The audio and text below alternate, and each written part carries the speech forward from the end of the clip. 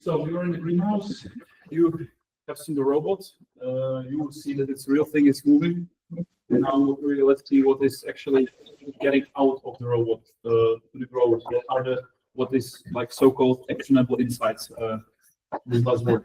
So here we are, and first Martin will just say short recap of this internship aim. One of the aims was something to do with powdery mildew. So Martin, if you could come, and I will give you a microphone over here. Here's the microphone, and here's the presenter. So I should hold it, yeah. Good afternoon.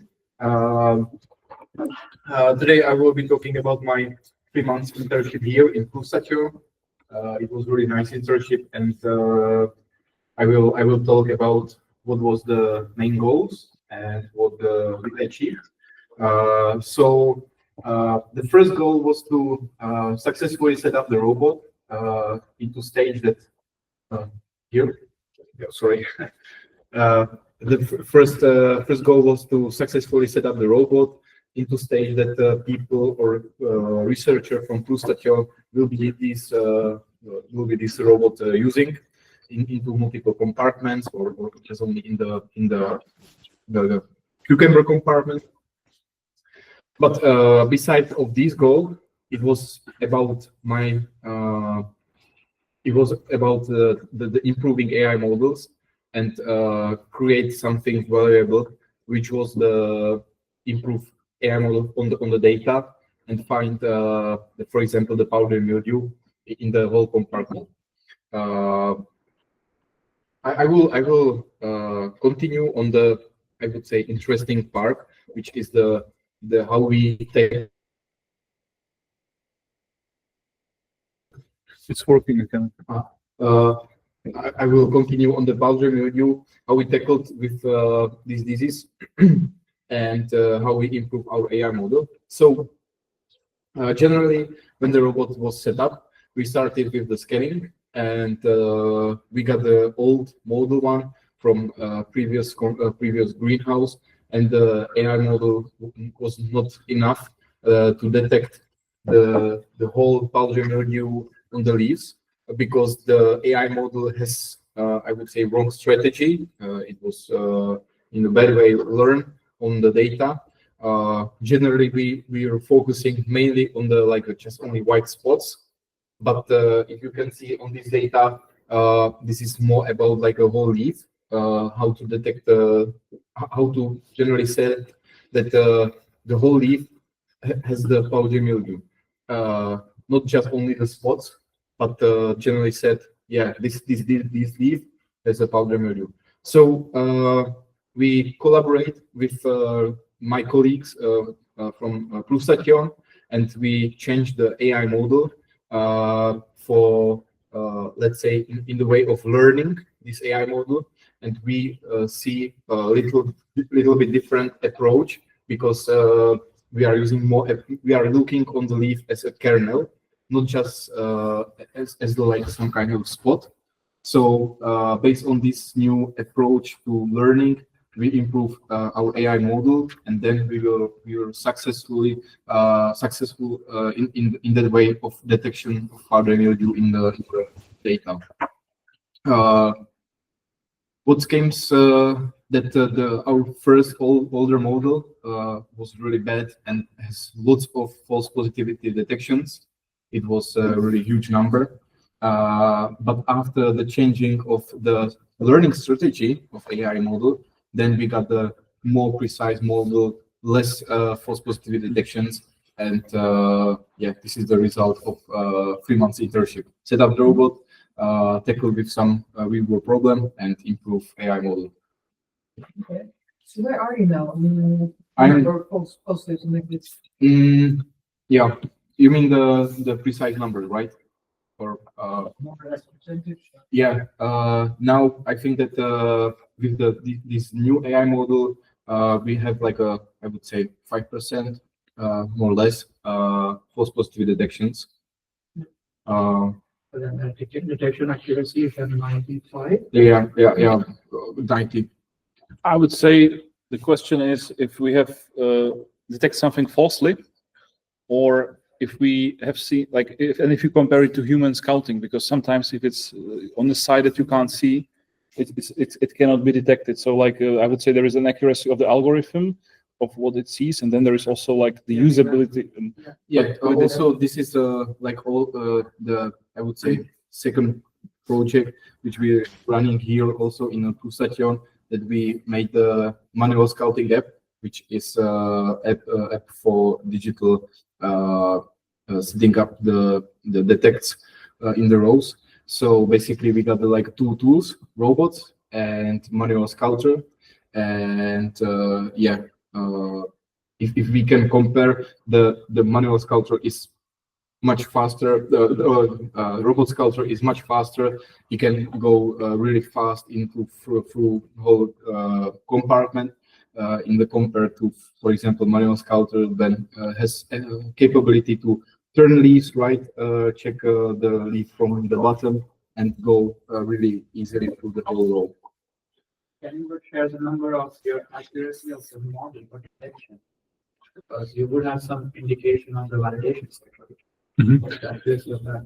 I don't know from top of my head about powdery mildew exactly, but we have for each symptom we have the data. We have with validation. I will go a little bit aside to fruit counting. This is the same, neural network is doing this, and we reached with the cocktail tomato 95% of the accuracy. With the cherry tomato, it's lower, and with the large TOV, we are still waiting for the results. The version on the accuracy of detection, and then how many false positives on top of it? This is comparing that we did manual counting, and then we run it with the model. So this is this comparison. Oh, okay.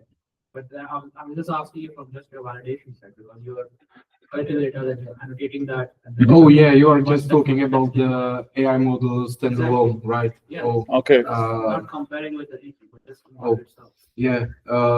So let's grab some data from Neptune AI, and we can see all the data, how it's the validation.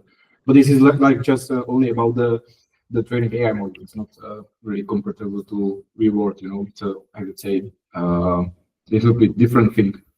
If you have an AI model and if you want to run on the real data, or in real world, it's a little bit different thing, that you have just data and you are validating the AI model on some kind of the data which are you preparing. So we can see there are big difference.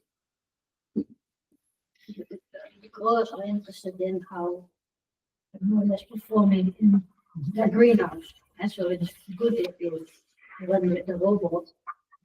And then afterwards go counting with the human. This is also You can do more with the robot, so I think you're right, that should be taken into account. You can go much more headache. That actually someone is able to do the job. If you don't have a person available. it's when we go that, as we said, manual scouting is more precise, but on very small sample. But if you then start to do this automated scouting, you have a lower accuracy, but you have a bigger sample. This is also one of the things that on long term we want to compare with ProofStation, because they are doing very meticulous manual scouting, so they have data on this, and then we want to compare it in after a couple of months of usage with our way of scouting, because a human scout goes once a week and robot will go every day. So we are comparing kind of two a little bit different things, but at the end of the day, it's about early detection. And maybe if you have a leaf, there are a lot of spots on that leaf, and maybe you miss one or two. If you find it leaf, you still know you have powdery mildew, right? But So how important? I always ask the question how important it's for accurate.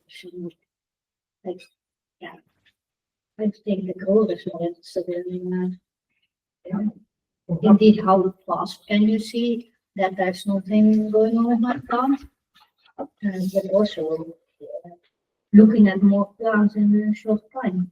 Does that to be 100% accurate to be To be effective? valuable. To be effective. Cannot be heard online. They cannot be heard online.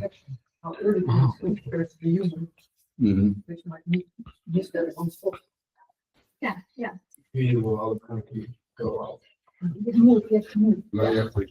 Oh, it's the other one.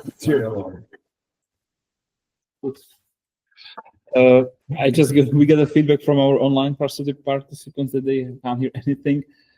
We are basically, in a nutshell, we are talking about if the accuracy of an AI model itself, what is the value of it compared to like real use in the greenhouse, if it can, because we have to compare it with the manual scouting, this, let's say, AI-based scouting, and if the ultimate outcome is better than manual scouting, then we have a use case.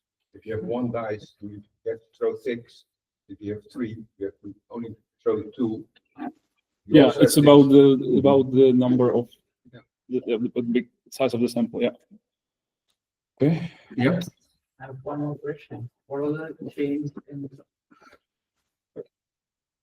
why did you change in your algorithm strategy? Like, you had a different algorithm strategy before. and then- Yeah, we got a different strategy in the terms of how we annotate data, also how we perceive that what is the important, for example, on the leaf. So we, with cooperation with the colleagues from Plustation, create a little bit different approach in the, for example, annotating and learning strategy. You do all that in-house, like in all 15 people? It's an annotation of data. What? The model and editing the model. No. I would say that when it's necessary to annotate, everyone is annotating, even members of our families. But in general, we have at the moment like 2 people who are dealing with AI, and also there is a phytopathologist and let's say account manager who helps like to do this. Like, it's also easy with powder mildew, and it's harder with other things because you need certain expertise. When we're doing tomato fruits, we just make bounding boxes on the fruits. That's very easy. So, but some things has to be like, especially when we will talk about FRAVEeye, if you want to annotate insects, you need to have someone with some knowledge. Yes. So, if it's One question. You can work together with the forecast for harvest and pest disease. Yeah, this is Can work together. yeah. This is like a one system. It's only. Why you have not made also the idea to check the quality of the label? checking quality of the labor is something that I would like to do next. Like, because this is the broken heads or side shoots not take or leaves cut it in the wrong way. This is what we plan to do, but it's also about like where we are directing our resources. But we want to do that. We would give a amount of we want to check labor. We can do it because we collect pictures. And then we look at it with a different brains, like with different neural networks. And we always have to train the brain in order to do the job. So now it's just a matter of training one more brain for that specific thing. I have data. I broke heads in one row in my greenhouse at the end of the season. And for instance, this is one of the things that we will use for training, but we need way more data. And that's a question if we collect them over the time, or we make a trial where we do just lousy job. But this is what we plan to do. Okay. So suppose we start to run at that place and you get the pictures, then you could put it to build up that knowledge maybe faster. Yeah, like more, if we will be at more places having more data, then it's easier for us. But then, of course, if you have a greenhouse, it's hard to just by any chance browsing through data and look for it. So I think that making trials or working with places like ProofStation who is running their trial and we can connect it, it's more efficient because if I cannot look for 2 broken heads in 2 rows manually. It's better to do it on purpose and then see it and use it. It's not better working the other way around. If the manager sees something wrong and he can find back the picture, then he can annotate. So if he know in which row and the location, If we can convince the grower to annotate, he would be very happy. But I think this is all about like setting up the relationship with the grower if they are willing to do this, if they have time to do this. But of course, this is the best feedback for us, or even just indication to say like in this row and send it, because I will show you later. We can generate a link from the photo, send it to us, and we will then use it to put it into the like a queue for annotation. If this is, I would like to move on FRAVEeye. If you have any, maybe we can then also have questions afterwards, because I think women want to leave at 2 p.m. So I just would like to move a little bit further, and maybe we can then have a Q&A. So Martin, thank you. Thanks. and also Lina Meijer told me that you might have another meeting, so still attend. Which has already started. So we are very important at that moment. I will go very. I will make it concise.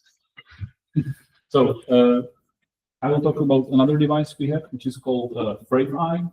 This product was a reaction on the argument that with the robot we cannot see the pests itself; we see only symptoms, and we decided then to create a device for automated sticky trap monitoring. Because who likes to do counting of whiteflies? It's a very laborious process, so it takes a lot of time. Not just counting, but also to move around the greenhouse. Sometimes it's IPM consultants are doing this, and especially in tomatoes, some growers don't want anyone from outside going into the greenhouse. And this is actually quite easy task to automate and do remotely. So this is the outcome from the FRAVEeye, where you can see the sticky trap. I will talk a little bit more about the device in a second, but yeah. You have the picture, and again, as with the Robot Scout, we are looking at objects, and we have artificial intelligence models that are looking at it. So basically, in this case, we trained the model to recognize a whitefly. We have to train it for all sorts of positions it gets sticked. Sometimes it's very nicely sticked, so you can even recognize the species, but sometimes it's sideways, or it's like the ball is created of the whitefly. So we had to train for all these scenarios, and right now I'm talking about it as a whitefly as an example. We use for all of the best species that are that are growers interested at. But the ultimate result is not this picture, but it's data. Once you trust AI, you know that it works accurately. All you need is the numbers as indicators, heat maps to see where the hotspot started, to adjust your IPM strategy. So here we come with our device. It's, as I mentioned, FRAVEeye. It's a wireless device that works without need to plug it in the electricity, because it has a solar panel. On the board you can see our first iteration, but we created the model. This is the newest version that is actually in 2 pieces, because first of all, you sometimes want to orient it somehow in the greenhouse, and it can be facing north. But if the solar panel is facing north, it's not very efficient. So you can put it from the greenhouse post from the other side. Oh, sorry, like this. The solar panel, and also this is something that we're creating for now. This is something that we create from now on. These black lines is being sealed, because we had a problem with the not in tomatoes or cucumbers, but in ornamentals when there is high humidity or even sprinkling. sprinklers are being used. There's a buildup of water inside. So we sealed all of the buttons and everything. So it's, I wouldn't say waterproof, but water resistant. And you just plug in the part with the solar panel. You need 16 pieces per device. This is the minimum from which it works, because 16 pieces are able to establish a mesh network. Jacob, can you please play one more time the video? Yes. So it was visible. They basically create network between the devices and send it through all the mesh network that they create to one access point with the internet. So it's usually where the packing hole is, and then the devices create their own network. I believe that even the lights, like the companies who makes a simulation light, have this technology in their devices to communicate it with each. It's scalable, so 16 pieces is the minimum, and the limit is depending on how many posts you have in the greenhouse. You can really scale it up and scale it up to 16. It's also important to make it wireless, because you don't want to put too many cables in the greenhouse, which comes also with the limitation. With this panel, there is also the battery inside. So the solar panel is charging the battery. Right now, it would be charging. Moments ago, it would be more of a consuming the battery. With this, we are able to take one picture a day and send it. So you get daily updates about the pest and disease population. And also, this is the device for regular sticky cards that you put in the head of the plant. It doesn't matter if it's yellow or if it's blue. And we are also coming with this that we are going to introduce it on Green Tech in a few weeks. This is a Delta trap that is basically, it's modified. It's a prototype. We will make a better prototype, but the most important thing is this box at the top, which contains the same technology as the FRAVEeye. There is a camera, and the only difference is that there is also LED light that will working as a backlight to light the scene, and this will be hanging probably on a small pipe in the greenhouse, or it can also anywhere you want to hang it. And there will be an extension cord going up to the solar panel that is above the crop, so it can be charged. And this device, you don't need 16 of these, because first you need to have FRAVEeyes, and it will communicate on the same mesh network. We will be able to establish mesh network in the bottom of the crop, because there is too much of the water in the plants that is shielding the signal. So it can connect to the existing mesh network of the FRAVEeyes. We also work with our colleagues from Poland, from Brinkman, and now we are doing the business case on application in tunnels, because Poland is a big producer of soft fruits, where the biggest they are very afraid of, or the very big problem is becoming Drosophila suzuka. So we are also planning to adjust it for that. Doesn't matter which color of the sticky card you have, unless it's black, because then you wouldn't see anything. And also for the pest, we can train anything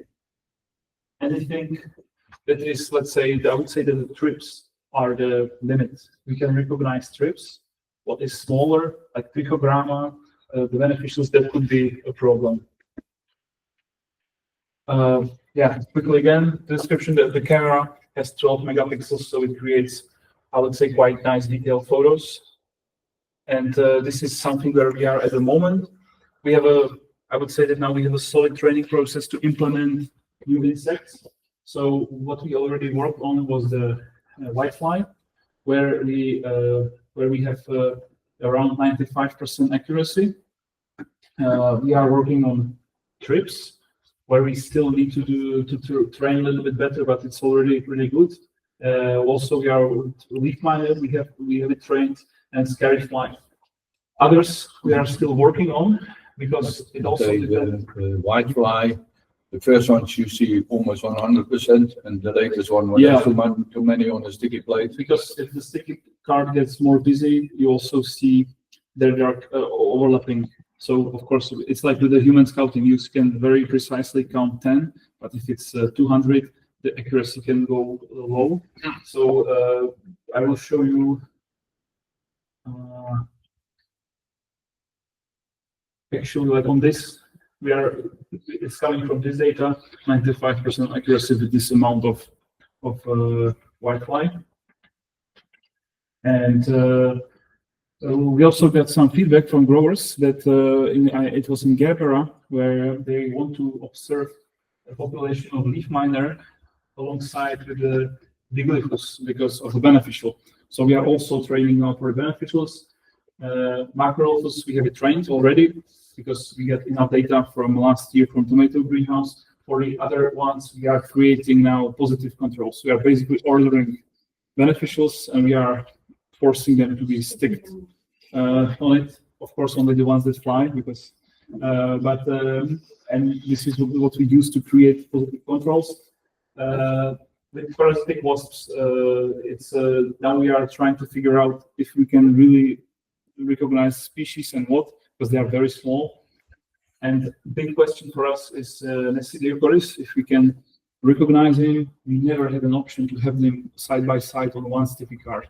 I think that adults we might be able to recognize, but for instance, if there are names, I think it can be challenging. And as long as we don't have the data, it's hard to say. But this is something that we will try when we have the data.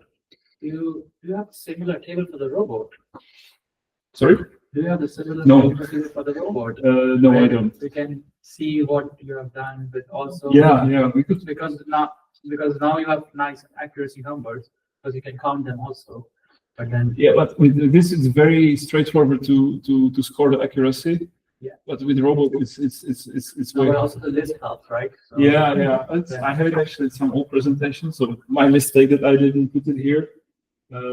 But I will also now show you some data from the platform where you will see some. And this takes me to the, let's say, last part. We talked about FRAVEeye, FRAVEBOT Scout, which are just pieces of hardware that are collecting information, and that is sent to the FRAVE cloud, which is our dashboard. I will then share my screen and I will make a little guided tour through this. I will also show you some data. A lot of growers are asking, it's another platform. Is it possible to connect it to our existing platform that we use? So, for instance, we are now implementing into Let's Grow. We are in touch with Let's Grow.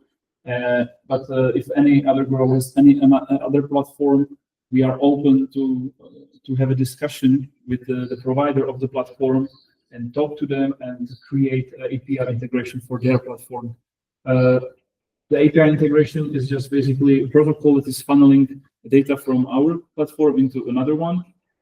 It can also work vice versa. If you have some external sensors, we can take the data from them and put it in our FRAVE cloud. So we are open to, I think that it's necessity to share the data across platforms and make growers' lives easier with this. Not yet, thank you. Now I will go to my laptop and I will share screen so you could see the tour.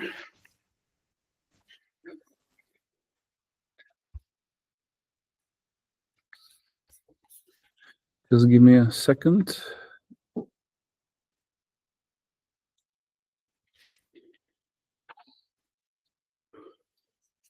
Okay. Can you take pictures? Sure. We will also provide recording of the meeting and the presentation. Oh, yeah, you can. It's so here we are.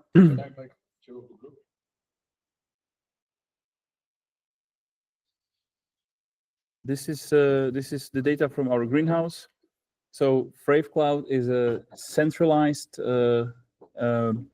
tool where all the data goes, and in simple words, you can also see what is the status of the devices. You can see here if some of the FRAVEeyes is out of the battery, if it's active, where it is located, or you can also set up the navigation strategies here. So you basically say to robot which rows it should be done, how often. I will go to the greenhouse view. As we speak about this data, how long can we keep it?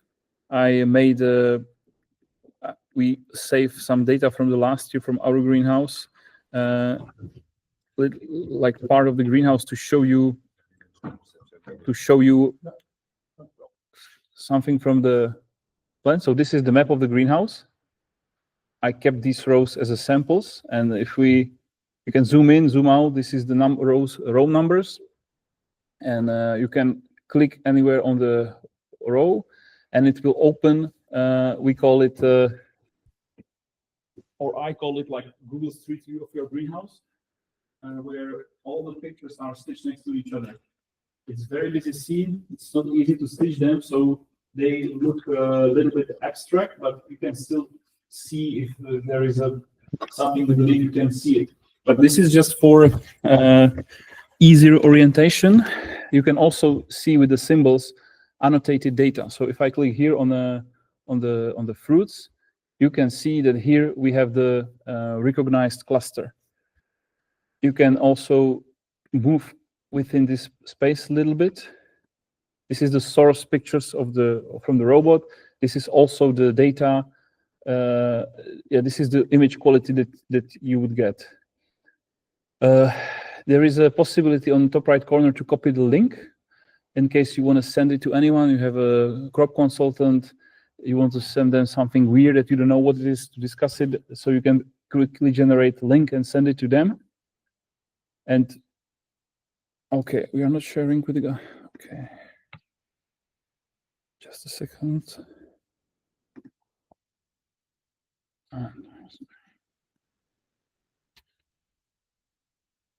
Okay. Yeah. So now I think they can see well now.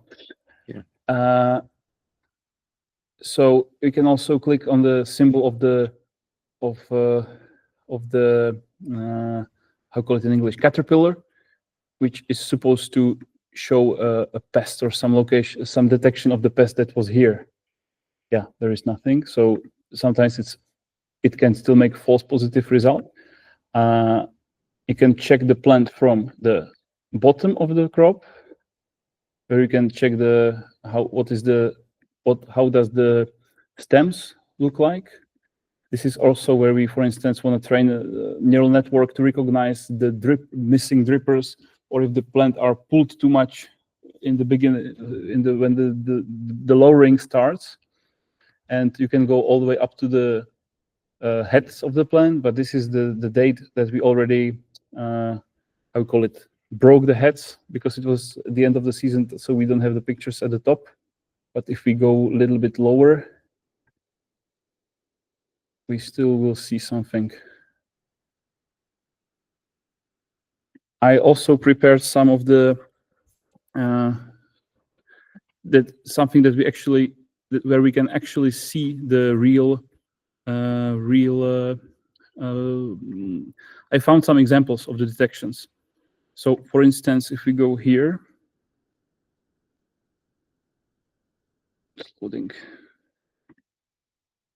there should be somewhere leaf miner. You can see it in this position and here. And here you can nicely see how it works. So as the robot goes, it's 24 frames per second. So each frame is from a little bit different position. And if we go one step, then it's visible, the symptom here and here. We had to make an algorithm to deduplicate, because if we would count it from each picture, we would count some of the symptoms multiple times. So we have a deduplication system at place. I will go for another example.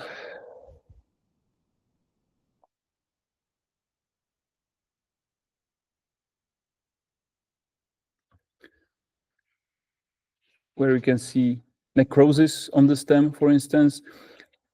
We also have a separate category for botrytis that you can see something when we know for sure that it's necrotic spot. We mark it as a necrotic spot. And of course, you can check, this is the cocktail tomatoes, you can check the trusses. Not that you would check the trusses for any reason, but this is just to show you how the annotation works, that each of the fruits is annotated.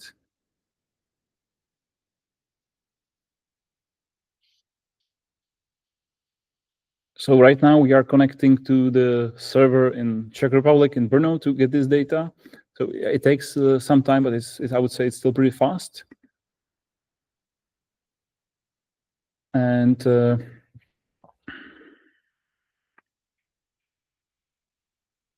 instance, here again, there is a leaf miner, and the big bounding box, it's a chlorosis. So we also said that we want to recognize chlorosis in a hot summer. That's something that you see very often at the bottom leaves. You can filter it out from the report, so you don't really are not like overwhelmed that you see 1 million of the detections. But for instance, if it's the beginning of the season, you don't expect it. It can be clogged dripper or something. Here we had the plans for crop registration. It's just that there are marks on it. Of course, crop registration is another thing that is very interesting. But it's not an easy one. But we have to first do trials, and then we can say if it's possible or not. And again, here we have a multiple of symptoms. There is some chlorosis on the leaf. There's also leaf miner. We have the fruits. So it's one picture, and there are like in this case we have 1, 2, 3, 4 different neural networks looking at this one picture and annotating it. We have also one neural network to recognize the truss. If you are harvesting truss tomatoes, in the forecasting we set up, because let's say that you want to have 6 tomatoes fully ripe, and those last 2 can be semi-ripe, and it's ready to harvest. So we are taking a look at the whole truss, as a whole truss ripeness. And in the case of loose tomatoes, we are looking at each single tomato fruit and its ripeness.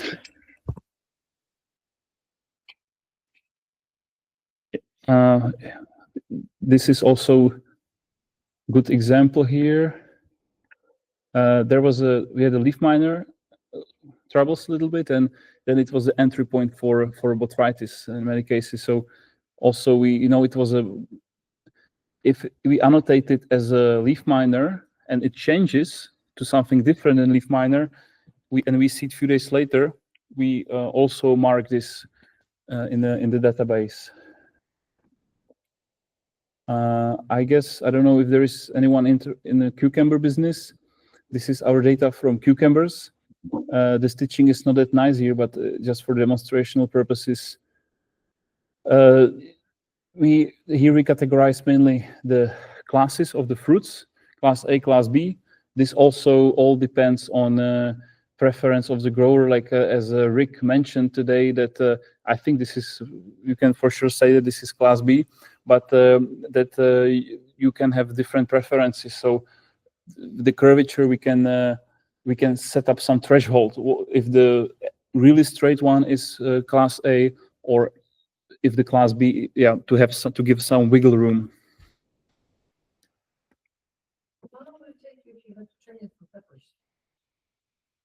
We were in peppers. I think it because you saw how the robot was operating in a greenhouse. The peppers has to be first of all on the gutter. If it's on the ground, it really depends, because what I saw, the pepper greenhouses quite differ. So yeah. So if the harver wouldn't have a problem to drive in it, then because tomato was the first crop, and the cucumber took us roughly half year from a scratch to train. Of course, there is still I would say it's never-ending process with the training, but I think that half year is something that is. Would peppers on a B system be easier, because then you have the room to? A lot of pepper growers also work on gutters. Yeah, It's on gutters. It's a less big problem than when you just put them. Yeah. On the floor. Definitely, because on the floor, I think that it could cause.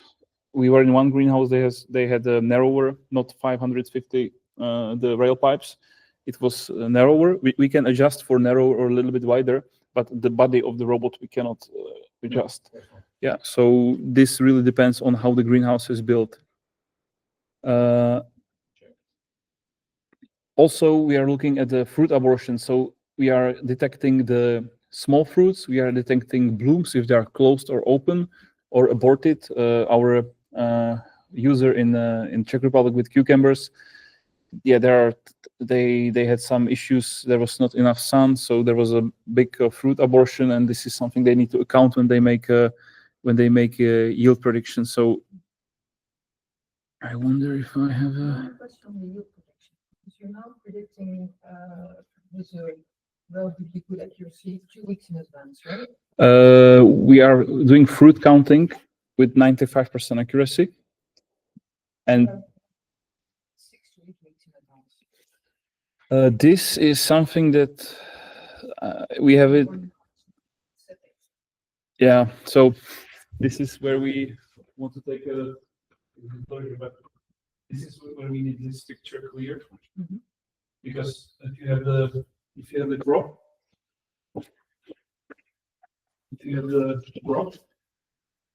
we can see quite nice here, and then from here down where the mixed got.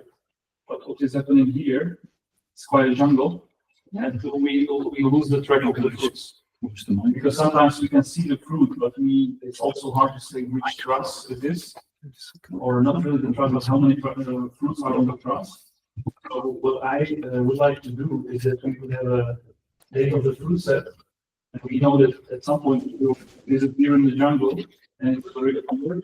And by it's not that hard to recalculate which truss it was to assign the fruit set date to the one in the bottom.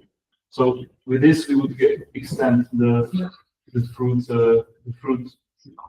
forecast, because right now we are doing it in I don't want to say like it's very simple way. Every day we count the fruits and we assess the ripeness, and then we have a model that will use the cumulative temperatures, degree days, and with this we are predicting what you will harvest.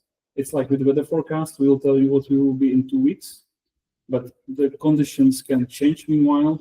So we are adjusting for it with every day the new information. We are putting new input. It's like with the weather, they can say there can be still some fluctuations, what will be in 2 weeks. Of course, we are trying to also account for weather forecast, but weather it's there is a variation in accuracy based on the temperature or weather. If you have a hot summer, heat waves coming, it's a bit all over the place. If it's winter, it is of course more accurate. But our approach is, since we have the real data of all, not all, but a large sample of the fruits. Even if you, let's say, do harvest and then you run with the robot, we will tell you what is the new situation, how many fruits at what ripeness stage stayed on the plant. I think we talked to Jorrit, and he said, like, I trust fruit counting, but the forecasting can be very inaccurate based because there are so many factors playing a role, and we also realize that.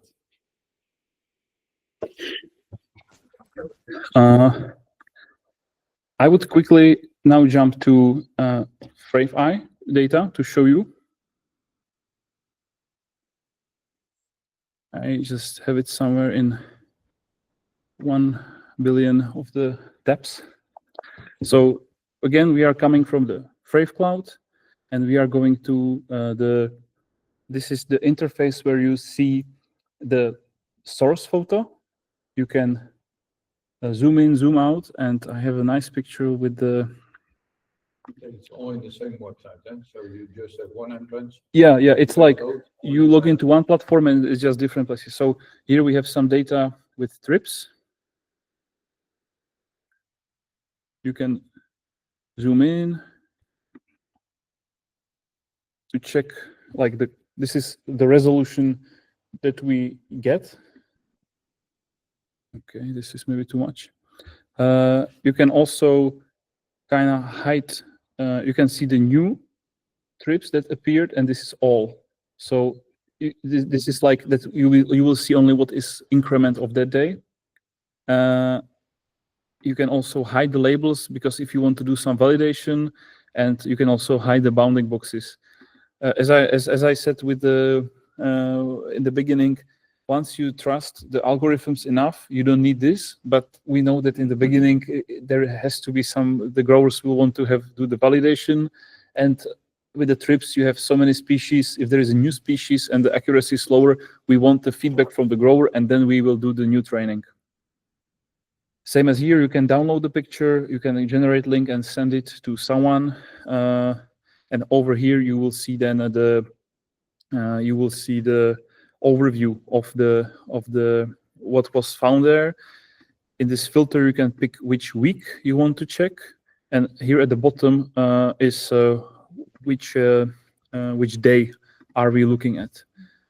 We have very nice data with whitefly. I just need to find it. Everything has to reload. Yeah, so this is at one location, and there was a whitefly, but yeah, this is before they changed the the sticky card. A lot of it disappeared. I think they just did some correction, because this is the new sticky card, and you can remove the text. So now you see each bounding box is one of the detected whiteflies. To be completely honest, we thought that we will just make a device and you will put in any sticky card that you have from your supplier. We run into some troubles. The black lines with whitefly, it's not that bad, but with another pest, it's lowering the accuracy of the detection. So now we are developing. We have the first samples of our own card, because there are different types of the glue that makes reflection, and also it fits differently into the FRAVEye. Everyone will tell you that this is 25 by 10, but it's usually 245 millimeters, and this already makes a big difference. Difference from the Brinkman, difference from other companies. So we went for 245, which you put in. It's possible to maybe use the other one, but then it can bow out, and you will have a problem with the focusing. So this is why we really had to go for our own sticky card. And yeah, if we, for instance, show just the new pieces, you see that, I don't know if you can see it well. This is in the bounding boxes. This is what was, let's say, the newly catched whiteflies, and you can go through the days. Another challenge is, of course, the light conditions. You can see there is very direct light. Another day was very diffuse light. This is everything that we adjust the algorithms for, because. But yeah, I think we are very satisfied with the recognition of the whitefly, and with other pests, leaf miner, trips, it's pretty good. We are still improving, and now we are also want to include the beneficials. So we have the whole library of beneficials, relevant greenhouse pests, but we don't have an ambition to recognize any type of the insects, because very often you have some drain flies, all sorts of flies that are not hurting the plant, but we have to be sure that we have the bad guys. What is your experience with the accuracy from, let's say, 0 to 10 thrips or whiteflies? With the whiteflies, it's like it's easy. It's like high. With the trips, sometimes if there is a piece of a bran or something get on, this is what is kind of lowering the accuracy. But with the more data, more annotation, this should go up. But of course, there is then also a certain limit of the hardware. If you take the camera with the macro lens, you can make very detailed picture, but this is not feasible to have 20 of these in the greenhouse, because of also the cost. So we have to get as much as we can from accessible hardware. Okay, I think that at this point I presented you the let's say the core of the data. It was quick fly through, and I would like to start like some discussion, or if you have any questions about anything from today. I think that now is the space to ask.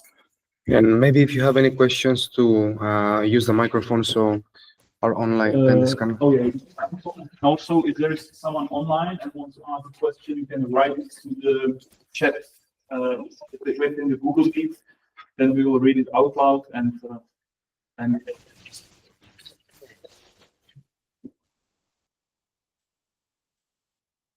You understood that can you use the delta graph also on itself, or you need the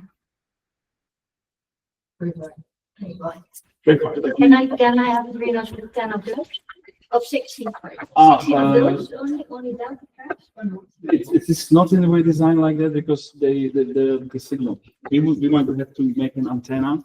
So this is actually Brinkman delta trap that we modified this for a model. But we will make our own for this guy with a knife. So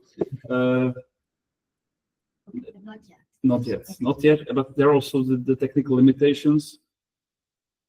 Yeah. A bit more to the screen.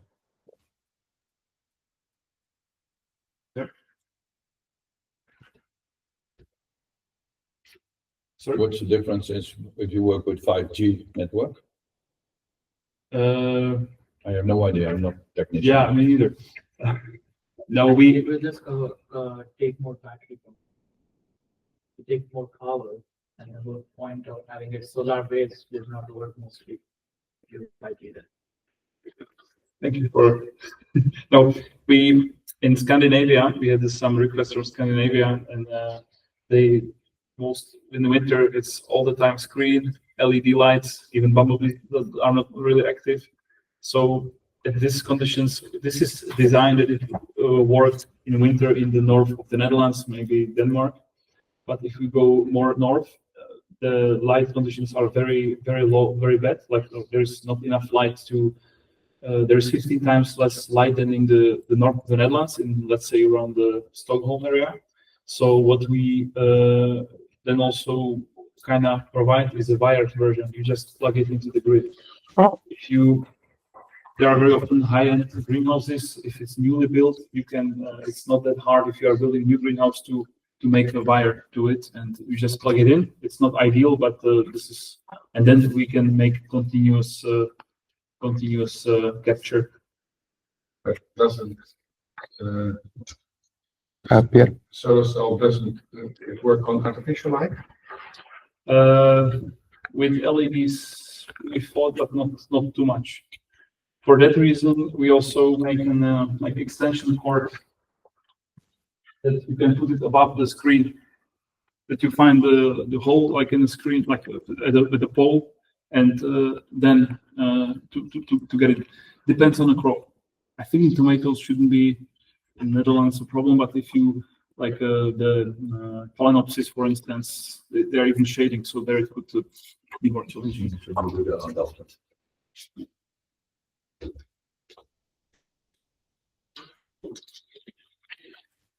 So, Great. any other questions? As I said, we will provide you with the presentation, also the recording from the meeting, and if there will be, we'll send you a follow-up email after this meeting. Huh? I just had a question about how early can I get the data? Because we collect the data, then you have the antenna that sends the data. Sorry. Yeah, we collect the data, you have data that sends the data to the server, then how much giving time to process and everything. So how quickly I can get the results on this? Yeah, we just did FRAVE testing, and it's between 10 and 20 minutes. From the moment it passes the row, it's going to the server, it's being analyzed. If you are in the greenhouse where the server is located, it's roughly this time. If you want to connect, it also depends. Like if you want to connect from somewhere else, but then it's limitation by the internet speed. But this process of capturing data, sending it to server, analyzing it, and uploading it to FRAVE Cloud, or making it accessible through FRAVE Cloud, I would say 10 minutes in the best case, 20 minutes. Provided you have point-to-point connection also. Sorry? Point-to-point connection between the bot and the server also. Yeah, you have the one point, the signal goes there, and then there is a wire.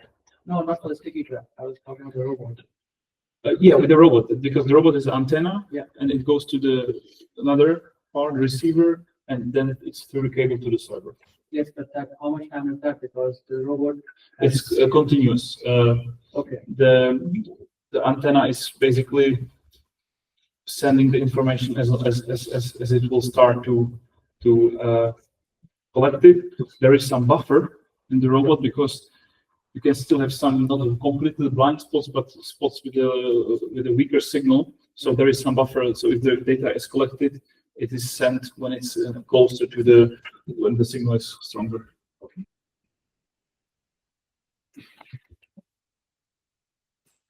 Okay.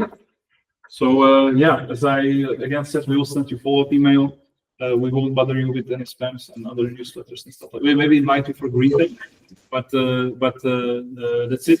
If you be interested in knowing more, you can reach to any of us, anyone in FRAVEBot. Maybe the place would be Pavel, and we can set up an online meeting, or when we are in the Netherlands, we can stop by. We are roughly once a month in the Netherlands for 2 days, and we can show you more data.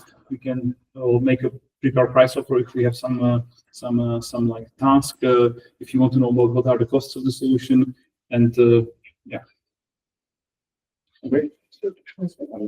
I will approach some people for feedback. Okay, that will be also. We are grateful for any feedback. I think we are quite transparent about our process, and we are happy if we get the feedback also. So, thank you very much. Thank you. Thank you. Here with us, and Thank you for the also presentation. to the people who joined online, and the same is for you. Reach to any of us, and we will also send you follow-up email with all the information and materials. Okay. So Okay. thank you. Thank you.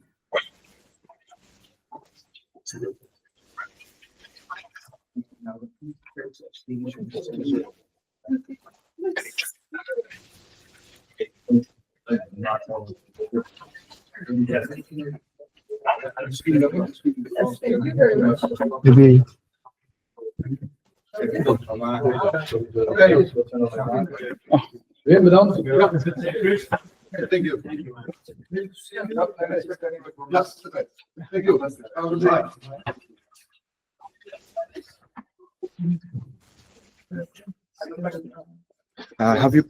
Have you closed the call? On your side?